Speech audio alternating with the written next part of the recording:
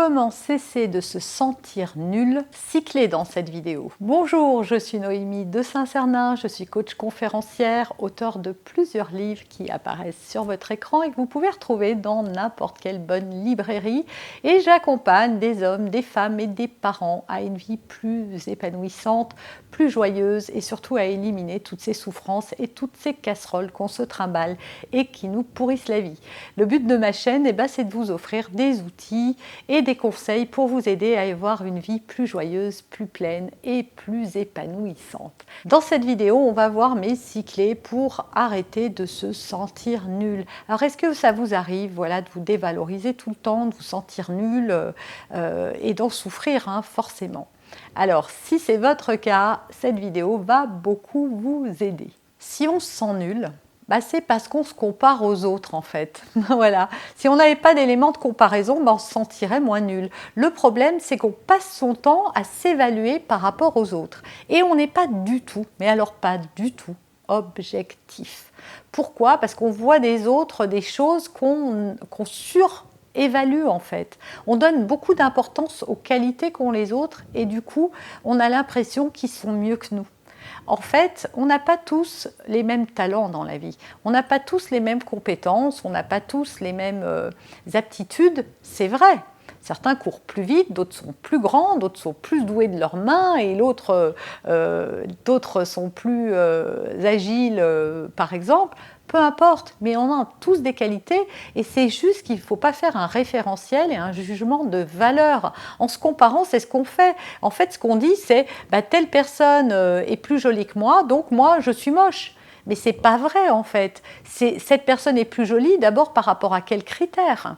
Déjà, c'est très subjectif la beauté. Et puis, ça ne fait pas de nous quelqu'un de moche ou de pas comme il faut. Et qu'est-ce qu'on a, nous, de bien?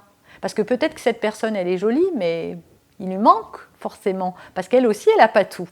Et quand on voit tout chez les autres, en fait, c'est qu'on se raconte des histoires parce que les autres n'ont pas tout. C'est pas vrai.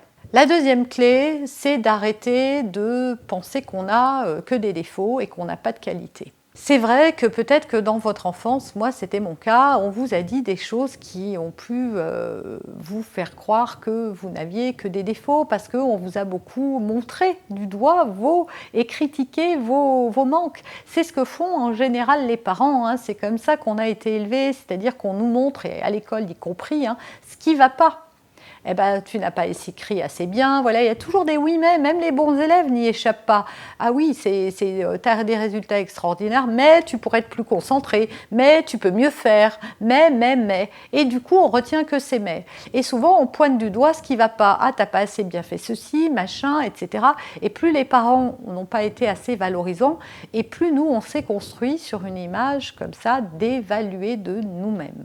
Du coup, comme je vous le disais dans la première clé, en fait, c'est pas vrai, tout le monde n'a pas que des défauts. Albert Einstein a dit une phrase superbe, il a dit si vous jugez un poisson rouge à sa capacité à grimper à un arbre, il va croire toute sa vie qu'il est nul.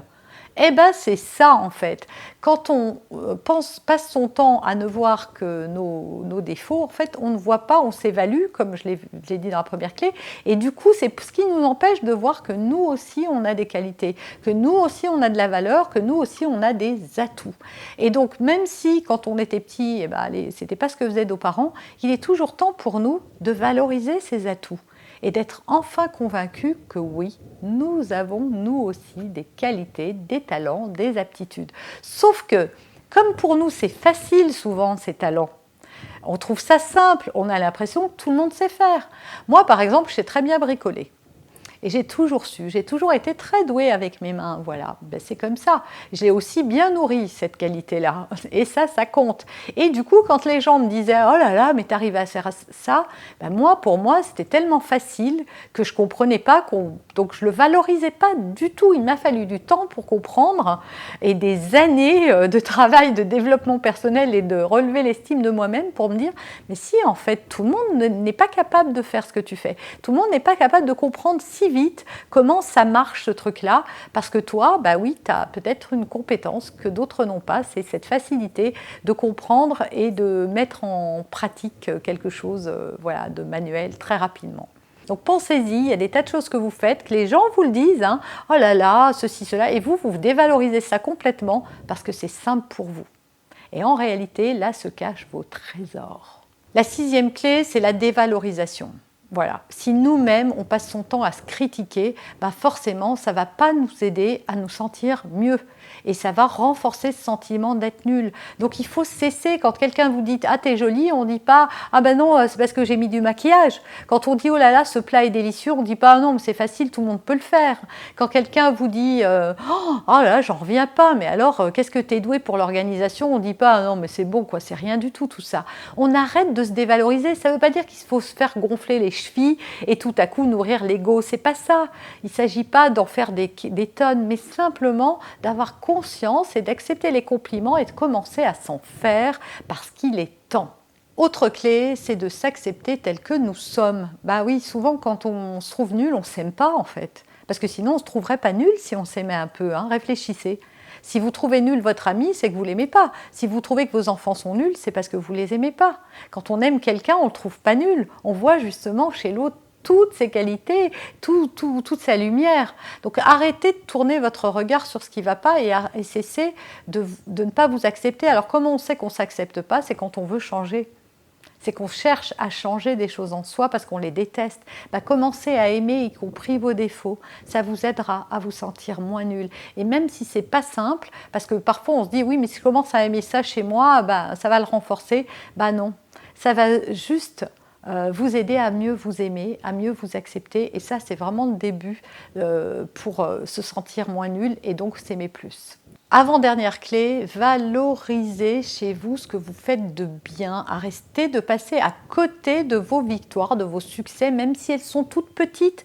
Et moi, je vous invite à faire un exercice tous les jours, c'est à dire, voilà, je suis contente de moi parce qu'aujourd'hui, j'ai réussi à faire tout ce que j'avais décidé de faire dans ma journée, parce que j'ai passé un super moment avec les enfants et que j'ai été patiente, parce que j'ai bouclé un dossier aujourd'hui et j'étais fière de moi, parce que mon boss m'a fait un compliment, parce que moi j'ai fait un compliment et que j'ai vu que j'avais touché la personne, etc., etc. Voilà, trouvez tous les jours 3 choses pour valoriser ce que vous faites. Et enfin, dernière de mes clés, si vraiment vous n'arrivez pas et vous continuez à vous trouver nul malgré la mise en place des 5 clés précédentes, demandez à vos amis de vous donner 3 qualités chacun.